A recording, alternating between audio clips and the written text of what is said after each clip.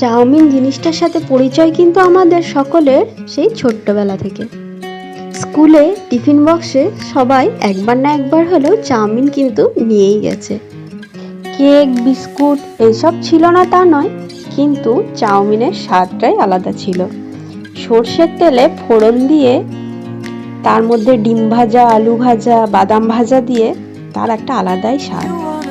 সে স্বাদ আজকালকার নুডলস বা ম্যাগিতে কিন্তু পাওয়া যায় না। আর ওইসব স্যুপ নুডলস আরও কী সব বেরিয়েছে না, তাতে তো একেবারেই নেই। আমার কিন্তু ওই পুরনো স্টাইলে চাউমিন খেতে খুব ভালো লাগে, তাই অনেক দিন পর বানিয়ে ফেললাম ডিম ভাজা, কাঁচা পেঁয়াজ, আলু ভাজা, কাঁচা লঙ্কা কুচি দিয়ে চাউমিন। খেতেও কিন্তু খুব ভালো হয়েছিল। তোমরা ছোটবেলায় টিফিনে কে কী নিয়ে যেতে অবশ্যই কমেন্ট করে জানিও, আর ভিডিওটা কেমন লাগলো তাও জানিও।